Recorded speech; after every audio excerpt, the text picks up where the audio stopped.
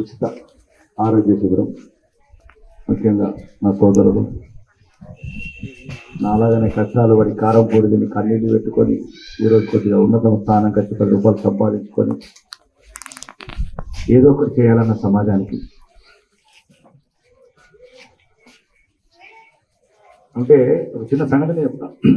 నేను ఎమ్మెల్యే అనేది జనరల్గా ఎక్కువ అన్నం తినను అంటే నాకేంటంటే ఊరికి ఇట్లా 10 మంది తయారైన అనుకో నేను ఎంతో కొంత నాకు చేదోడు అవుతారని. అది ఐలాపూర్ కావచ్చు, అంకాపూర్ కావచ్చు, ఇంకేదో మారంపల్లి కావచ్చు, నందిపేట కావచ్చు, ఊరుకు 10 మంది తయారు కావాలి.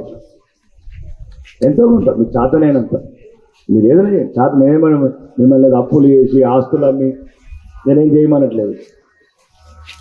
వ్యాపారం చేయని ఆ ఎకరం వ్యాపారం చేసేటప్పుడు కూడా ఒక 50,000 లక్ష రూపాయలు లాభం వచ్చినప్పుడు ఒక 10,000 పేదలకు వంటించే పని చేయాలి.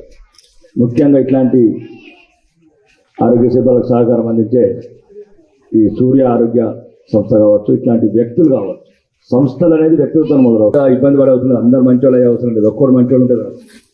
ఇట్లా డాక్టర్లు మా విలోకి నాయకులు మా సొంత తమ్ముడు లెక్క మా పార్టీలోని సహచరులు నిన్న కూడా వారి ఆతిథ్యం స్వీకరించాము. వీళ్ళందరూ సమాజం పట్ల ఒక స్పృహతో ఉన్నారు. కింది అంటే లంబాడ బిడ్డ కట్టెలు కొట్టుకొని అడవిలో బతికిన జాతి ఈరోజు కార్పొరేట్ హాస్పిటల్ పెట్టిందంటే ఎక్కడో గుండెల చప్పుడు వస్తూ ఉంటుంది, అడవి చప్పుడు. అందుకోసమే బిడ్డ ఇంటికి వచ్చింది. ఉన్నోడా ఏం చేయలేడు. ఆడాన్ని పట్నం అని మా ఆడేమంటాడు, యశోద హాస్పిటల్, అపోలో హాస్పిటల్. మన దగ్గర దరిద్రం గుల్బరం కళ్ళు మామూలుగా శని పెట్టుకోలేదు. నేను వచ్చిన సగం తగ్గించిన గంజాయిని తగ్గించిన. మొత్తం పోరాలు చచ్చిపోతున్నారు, 15 ఏళ్ళ పోరాలు, 20 ఏళ్ళ పోరాలు, గంజాయి పట్టి ఇంకా నేను ఎంత చేసినా ఇంకా మళ్ళీ రాక్షసులు అంటూ అక్కడ కూడా ఊరుకోకూడదు మిగిలిపోయింది, మైలాపూర్లో మిగిలిపోయినట్టు.